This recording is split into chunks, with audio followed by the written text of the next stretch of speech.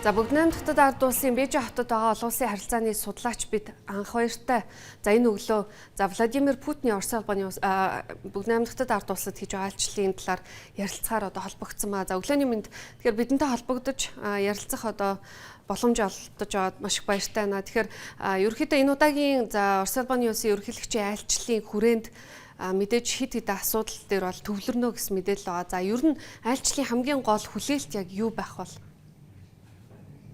За өглөөний мэнд. Ер нь бол Путиний айлчлал бол жил болгон хятад болдог. Тэгэхээр яг айлчлалын хүлээлт бол ерөнхийдөө голчлон улс төрийн томоохон мэдгэл хийх дээр ер нь хоёр тал стратегийн түншлэлээ баталгаажуулах чиглэлээр ерөнхийдөө хүлээлтүүд байдаг. Тэгээ ер нь бол Путин бол хятад 25 дахь удаага, Ши Цзиньпинтэй 43 дахь удаага уулзж байгаа. За тэгээ энэ удаагийн уулзалтын үндсэн онцлог нь бол Трампын айлчлалын дараа болж байна. Тэгээд яг мөн өчигдөр хятад айлчлахынхаа өмнө видеогоор бичлэг мэдлэгээ төвшүүлж хятад орон даяар гаргасан байгаа. Энэ нь бол Путиний гадаад улсад айлчлал хийхэд анх удаага видеогоор ингэж бичлэг хийж ингэж хүмүүст мэдлэгээ төвшүүлсэн тухайн айлчилж байгаа орныхоо иргэдэд мэдлэгээ төвшүүлсэн байгаа. Тэгэхээр мөн Путиний өнөөдрийн айлчлал бол 5 сарын 20-ны өдөр болж байна. За тэгэхээр ер нь бас нөгөө хоёр улс улс төр гэх юм уу стратегийн чиглэлийн юугаа баталгаажуулахаас гадна сүүлийн үед нэлээд энэ чиглэлд цаашаа урагшлах ямарваа нэгэн улс төрийн хувьд бол дотнодцол нь байхгүй гэх юм уу тулсан учраас тодорхой нэгэн өдрийг сонгодог болсон гэж ажиглагдж байна. Жишээ нь 5 сарын 20 бол хятадын залуучууд болон нийгэмд бол би чамд хайртай гэсэн тийм илэрхийлсэн өдөр байдаг. Тэгэхээр энэ өдөр яг албан ёсны үйл ажиллагааных нь болж байгаа нь бас нэлээд бэлэг тэмдгийн шин чанартай болж байгаа болов гэж харж байна. За мөн энэ бол Оросын талаас бол нэлээд хүнд үед болж байна. Орос бол Украинад дайнтай дотоод эдийн засаг нэлээд хүнд байгаа. Энэ үед айлчлал нь болж байгаа. Тийм учраас хятадтай харилцаагаа илүү гүнзгийрүүлэхийн тулд за энэ хоёр тал сайн хөршин найрсаг харилцаа хамтын ажиллагааны гэрээ байгуулсны 25 жилийн ойг тохиолдуулж айлчилж байгаа гэж харж байна. За мөн энэ Оросын талаас бол нэлээд хүлээлт ихтэй, гуйлт ихтэй, хятадын талаас бол нэлээд зүгээр Путин бол жил болго ирдэг гэсэн байдалтайгаар нэлээд тийм хүлээлт Путинээс үг сонсох гэсэн, Путиний гуйлтыг сонсох гэсэн. Тэгээд биелүүлэх үгүй юу гэдэг тал дээр бол хятадын тал бол нэлээд тийм нааштай хариу өгөхгүй болов гэсэн миний бодлоор хувь судлаачийн бодлоо юу гэхээр Сибири 2 гэдэг энэ Сибирийн хүч 2 дээр энэ Путин нэлээд санал тавих болов гэж бодож байгаа. Энэ юу гэхээр Оросын улбаны улс Европын зах зээлээс 2027 оны 11 сард бүрэн гарна. Тийм учраас Сибирийн хүч 2-ыг яаралтай явуулах энэ үйл ажиллагааны хүрээнд энэ бол айлчлалыг явуулж байна гэж харж байна. Юу гэхээр Путин 2026 оны эхний сард 1-р сард хятадын 2026 оны эхний сард Оросын алтны нөөц 71% буурсан байгаа. Тийм учраас яг Оросын хувьд бол нэлээд гуйлт ихтэй тийм байх болов гэж бодож байгаа. Тэгэхээр хятадын өнцгөөс харах юм бол энэ Сибирийн хүч 2-ын тал дээр үнийн асуудал болон маршрут болон манай Монгол улсыг бас риск гэж харж байгаа учраас энийг нэлээд тийм хүлээлт доогуур хятадын талаас Оросын талаас нэлээд гуйлт ихтэй хүлээлт дээгүүр байгаа болов гэж харж байна. Та сая хоёр улсын хамтын ажиллагааны талаар хоёр улсын илүүтэй төвлөрч анхаарал хандуулж байгаа асуудлууд дээр бол нэлээд хөндөж ярьлаа. Тэгэхээр бас энэ удаагийн айлчлалын хүрээнд бол 40 орчим баримт төчөгт гарын үсэг зурхаар төлөвлөж байгаа болохыг бас Кремлийн гадаад бодлогын зөвлөхийн үеэр зөвлөх бол мэдээлсэн байна л да. Тэгэхээр энд магадгүй Монголтой хамааралтай ч гэдэг юм уу те ийм хамтын ажиллагааны баримт төчгүүд яг юу байгаа бол хоёр улсын.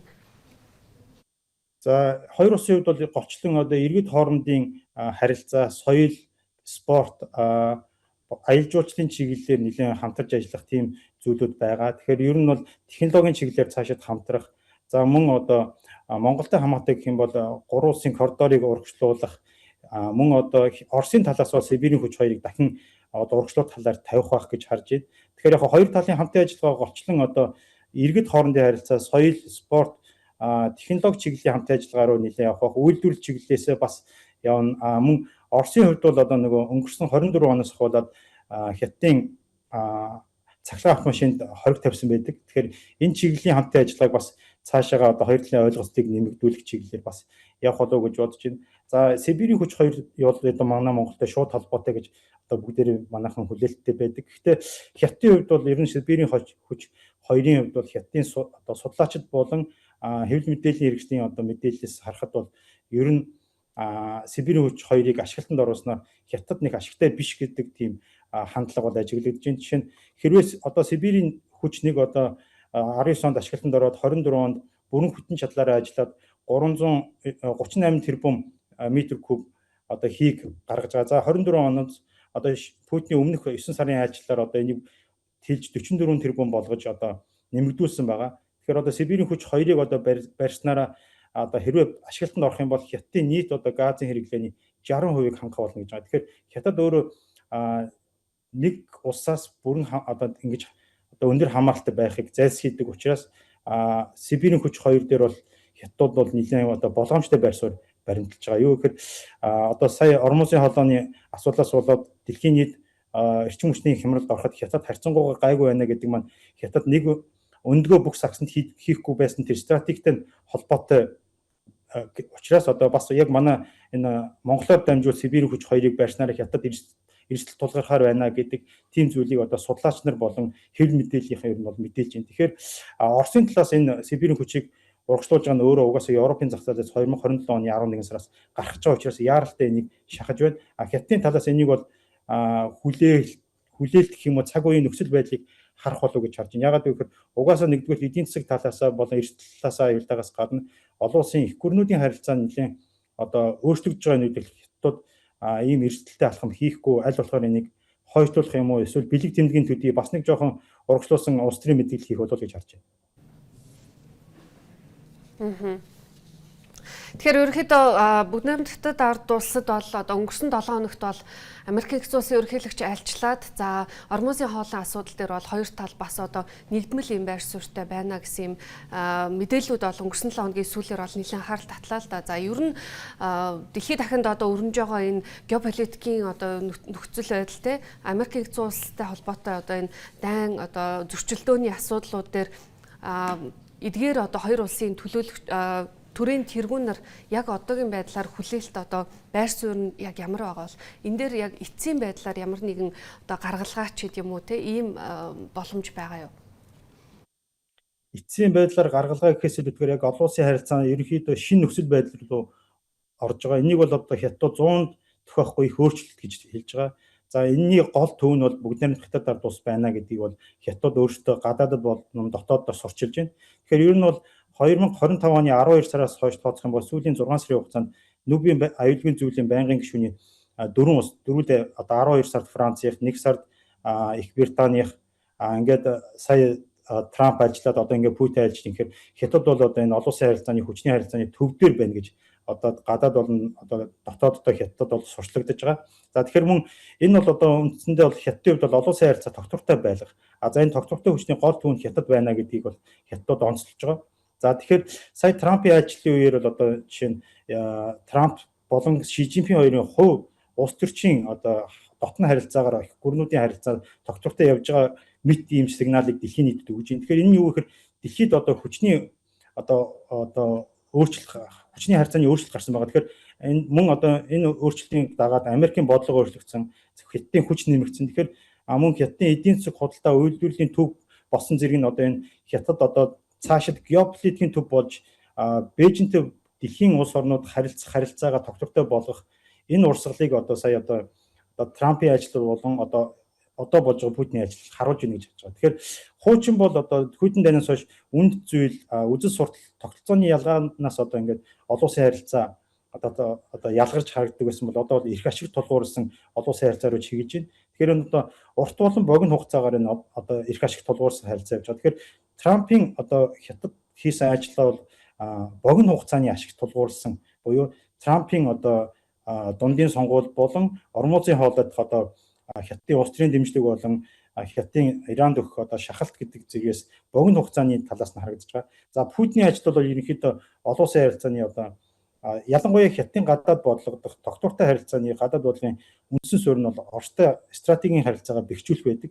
Тэгэхээр ер нь бол Путиний харилцаа бол урт хугацаанд Оросыг өөрийн талд байлгаж дэлхийн их гүрний байр суурь болон дэлхийн төв байх одоо байр суурийг одоо хадгалах нь одоо Хятадын хувьд бол гол зүйл байгаа. Тийм учраас Оростой бол улс төрийн хэмжээнд одоо нэлээд гүнзгий харилцаж эрчим хүч болон эдийн засгаар нь ерөнхийдөө Оросыг одоо базаж гэх юм уу илүү их өөртөө ойртуулж эрчим хүчнийх нь ашиг сонирхлын хувьд бол ер нь тодорхой хэмжээний одоо нөгөө улс төрийн одоо нааштай байр суурь бодит үйл ажиллагааны хувьд бол нэлээд одоо хойшлуулсан байдалтайгаар харилцах одоо тэгэхээр энэ эрх ашигт тулгуурсан энэ харилцаа нь өөрөө их гүрнүүдийн харилцаа болон хүчний тэнцвэр олон улсын эрчимтэй өөрчлөгдөж байгаа зүйл дээр бол ер нь дандаа чиг хандлагаар л явж байна. Энэ чиг хандлагын гол суурийг бол Хятад тодорхойлж байгаа гэж харж байна. Тэгэхээр Хятад бол одоо Оростой харилцах харилцааны одоо үндсэн тодорхойлтыг бий болгож, за мөн Америктэй харилцах стратегийн тогтвортой харилцаа гэдэг зүйлийг